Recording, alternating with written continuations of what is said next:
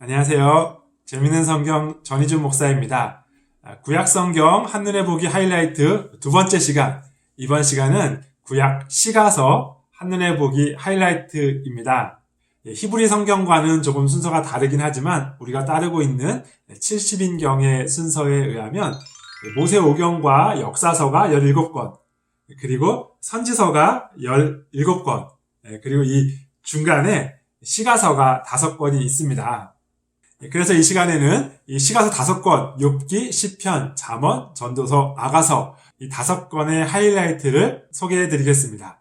가장 먼저 가장 앞선 시대의 이야기인 욥기를 살펴보도록 하겠습니다.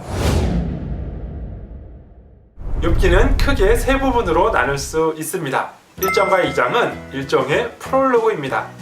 그리고 42장은 일종의 에필로그입니다.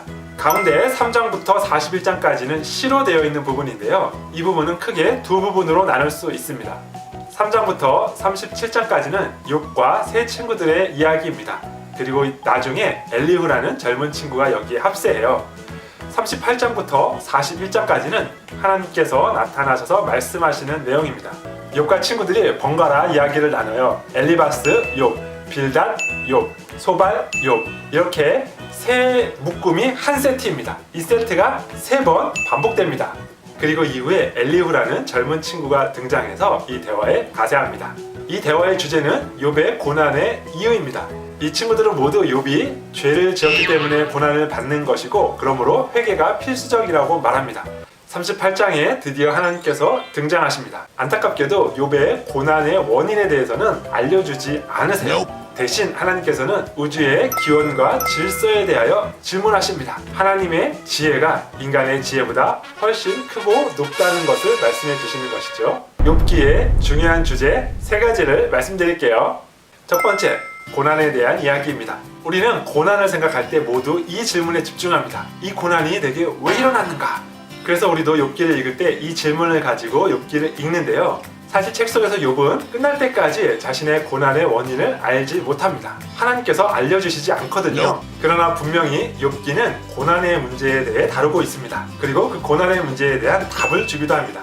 고난이 내게 찾아올 때 어떤 자세를 가져야 하는가? 바로 하나님의 지혜와 인격을 믿어야 한다는 것입니다. 두 번째 주제는 하나님의 지혜입니다. 욥의 친구들은 모두 욥의 고난의 원인에 집중했습니다. 그리고 그들이 찾아낸 답은 인과 응보였습니다. 그러나 세상은 그렇게 간단한 곳이 아닙니다. 그래서 하나님께서는 욥의 고난의 원인을 설명하는 대신 하나님의 지혜를 말씀하십니다. 하나님의 지혜가 가장 뛰어난 지혜이기 때문에 그 지혜를 믿고 신뢰해야 한다는 것이 하나님의 대답입니다. 욥기의 마지막 3번째 주제는 하나님의 놀라운 은혜입니다. 우리도 고난 중에 있을 때 어떤 때는 하나님을 이해하기도 했다가 어떤 때는 하나님께 원망하기도 했다가 하잖아요. 욥의 이 원망과 하나님께 대한 도전, 어떻게 생각하세요? 놀라운 것은 하나님께서 이러한 욥을 옳다고 인정해 주셨다는 것입니다. 욥은 갈등했지만, 욥은 마음에 어려움이 있었지만 그것을 모두 하나님 앞에 토로하는 정직함이 있었습니다. 아마도 하나님께서는 그러한 자세를 기쁘게 받아주시는 것 같습니다. 하나님께서는 언제나 정답만을 말하는 것보다 갈등하며 때로 넘어질 때라도 하나님 앞에 정직하게 나오는 자를 더 기쁘게 받아주신다는 것, 이것이 욥기를 통하여 우리에게 말씀해 주시는 놀라운 하나님의 은혜입니다. 네, 이렇게 욥기의 구조와 주제를 살펴보았습니다. 이제 남은 4권의 시가서는 주로 왕정시대를 배경으로 하고 있습니다. 먼저 살펴볼 시편은 물론 다윗만이 저자는 아니지만 많은 시편을 다윗이 지은 것으로 알려지고 있습니다. 시편은 물론 한 편 한 편 그 자체로 묵상해야 되는 시이지만 이 하이라이트 시간에는 이 시편의 구조와 주제에 관하여 중요한 내용만 같이 보도록 하겠습니다. 첫째, 시편 1편과 2편은 시편 전체의 서론이면서 시편 전체의 주제를 담고 있습니다. 시편 1편은 율법을 강조하고 있죠. 2편은 메시아를 내다보고 있습니다. 그러므로 시편 전체의 주제를 이렇게 물을 수 있습니다. 누가 복 있는 사람인가? 바로 율법을 지키는 사람이다 라는 답이죠. 누가 우리 인생의 참된 왕인가? 바로 메시아로 오실 하나님, 그분이 참된 왕이다 라고 답할 수 있습니다. 두 번째, 시편의 결론은 시편 146편부터 150편까지입니다. 이것은 대찬양이라고 부르는데요. 역시 시편 전체의 주제가 포함되어 있습니다. 많은 분들이 동의하시는 구조인데요. 바로 시편의 초반부에는 탄식시가 많다가 후반부로 갈수록 찬양시가 많아진다는 것입니다. 그러니까 말씀을 순종하는 자에게는, 그리고 메시아를 참된 왕으로 모시는 자에게는 이 슬픔이 변하여 기쁨이 된다는 소망이 시편 전체를 흐르고 있는 것입니다. 두 번째 질문입니다. 시편은 사람의 말인가요? 하나님의 말씀인가요? 이렇게 질문하시는 분들 많이 계신데요. 두 가지로 답변을 드려야 되겠습니다. 첫째, 시편은 인간의 말입니다. 시편은 한편으로는 우리들의 말이에요. 우리들의 기도이면서 우리들의 찬양입니다. 그래서 시편에는 기쁨과 슬픔, 탄식과 감사, 찬양과 애통함 등 다양한 인간의 반응이 드러나 있는 것입니다. 둘째, 다른 한편 시편은 그리스도 안에서 성취된 하나님의 말씀입니다. 그래서 시편은 한편으로는 하나님의 말씀이면서 인간의 말이라고 할 수 있습니다. 네, 그래서 시편을 가지고 기도하면 큰 유익이 있습니다. 구독자 여러분들도 한번 시편으로 기도해 보세요. 네, 이제 잠언과 전도서를 살펴보겠습니다. 네, 중요한 것은 이 잠언과 전도서를 잘 균형 있게 읽는 거예요.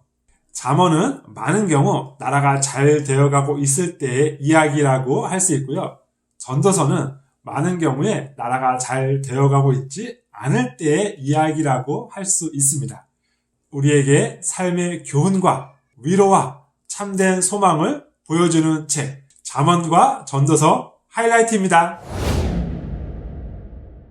첫째, 잠언의 주제입니다. 잠언의 기록 목적은 잠언 전체의 서론이라고 할 수 있는 1장 1절부터 7절까지에 잘 나와 있습니다.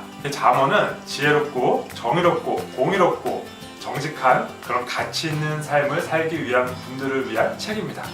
두 번째, 구조입니다. 잠언은 크게 나누어 보면 세 부분으로 나눌 수 있습니다. 첫 번째 부분은 서론이 끝난 1장 8절부터 9장까지입니다. 여기에는 아버지의 목소리로 지혜에 대해 안내해주는 그런 부분과 지혜로운 여인의 목소리로 지혜를 안내해주는 부분이 등장합니다. 이 교훈들은 지혜를 추구하라고 강력하게 권고하면서 지혜를 따를 때의 유익과 지혜를 따르지 않을 때 그 어리석음이 가져오는 피해에 대하여 잘 설명하고 있습니다. 두 번째 부분은 10장부터 22장 16절까지입니다. 이 부분은 솔로몬의 잠언이라고 제목이 되어 있습니다. 이 부분은 모두 한 절로 된 잠언들이에요. 지혜로운 자와 어리석은 자, 생명의 길과 죽음의 길, 이렇게 상반되는 두 내용이 대꾸로 이루어져 있습니다. 세 번째 부분은 22장 17절부터 31장까지입니다. 이 부분은 여러 저자들의 잠언들이 모여져 있습니다. 액자 밖의 저자는 자신의 아들에게 전도자의 말을 소개해주고 그리고 그 메시지를 평가합니다. 액자 안에 전도자의 말은 사실 해석하기 어려울 때가 있습니다. 그래서 액자 안에 전도자의 말은 이 액자 밖에 저자의 기록에 비추어서 평가되어야 해요. 여기서 전도자는 헛되다 라는 말을 계속해서 반복합니다. 해 아래에 있는 모든 것이 헛되다고 했으니까요. 참된 소망은 해 넘어, 바로 해 위에 있다는 것을 알 수 있습니다.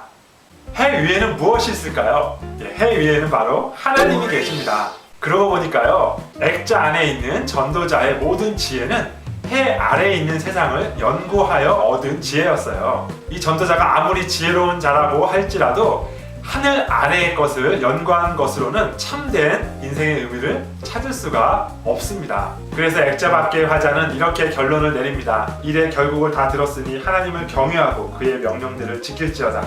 이것이 모든 사람의 본분이니라. 네, 이제 우리가 살펴볼 마지막 시가서는 아가서입니다. 아가서는 정말 아름다운 사랑 이야기예요. 우리 인간들 사이의 사랑 이야기이기도 하고 하나님과 우리와의 사랑 이야기이기도 하지요. 성경 전체가 어떤 면에서 보면 하나님의 러브레터라고 볼 수도 있다는 걸 생각해 보면 이 아가서는 성경 전체의 내용을 보여주는 것 같기도 합니다. 아가서의 아름다움을 잘 이해하기 위해서는 두 가지 관점을 동시에 가지고 읽어야 합니다. 자, 첫 번째, 남녀 간의 사랑 이야기인 아가서입니다. 아가서는 연인 사이였던 남녀, 그리고 이후에 마침내 부부가 된 두 남녀의 사랑 이야기입니다. 남녀 간의 사랑 고백이 아주 아름답습니다. 그래서 이 아가서는 하나님께서 우리의 영적인 문제뿐만 아니라 우리의 일상생활에도 큰 관심을 갖고 계시다는 것을 잘 보여줍니다. 그러면 하나님께서는 우리의 사랑이 어떠한 모습이기를 기대하고 계실까요? 그 모습을 가장 잘 알 수 있는 것은 아가서의 커플과 창세기 3장의 타락 이후에 남녀의 관계를 비교해 보는 것을 통해서입니다. 창세기 3장의 아담과 하와는 범죄한 이후에 이런 관계가 되어 너는 남편을 원하고 남편은 너를 다스릴 것이니라. 자신의 행복을 위해 상대방의 섬김을 요구하는 타락한 인간의 모습을 보여주는 대목입니다. 아가서의 남녀 관계는 어떨까요? 나는 내 사랑하는 자에게 속하였도다. 그가 나를 사모하는구나. 상대방과 하나가 되고 상대방의 행복을 위해 기꺼이 나를 희생하고자 하는 것이 바로 구원받은 성도들의 사랑입니다. 아가서는 동시에 그리스도와 교회의 관계에 대해서도 교훈을 줍니다. 구약 성경에서는 하나님과 이스라엘 백성과의 관계를 부부 관계로 묘사하고 있는 것을 볼 수 있습니다. 자, 그런데 이제 신약 시대로 넘어오면 교회가 그리스도의 신부가 되는 것을 볼 수 있습니다. 그래서요, 남녀 간의 사랑 노래인 이 아가서에서 우리는 그리스도와 교회인 우리와의 관계를 보게 됩니다. 욥기, 시편, 잠언, 전도, 아가서, 주로 시로 구성되어 있는 시가서를 다 살펴보았습니다. 이 시가서는 모두 우리에게 한편으로는 하나님에 대하여 알려주고 또 우리에게 삶의 교훈과 지혜를 전해주면서 다른 한편으로는 메시아를 기대하게 만들어주지요. 자, 이렇게 메시아에 대한 기대를 가지고 신약으로 넘어가면 좋겠지만 우리에게는 아직도 읽어야 할 17권의 책이 남아 있습니다. 우리의 죄악에 대하여 처절하게 깨닫게 해주는 책, 그리고 메시아의 필요성을 정말 깊이 깨닫게 해주는 책, 선지서 17권 다음 이야기에서 찾아갑니다.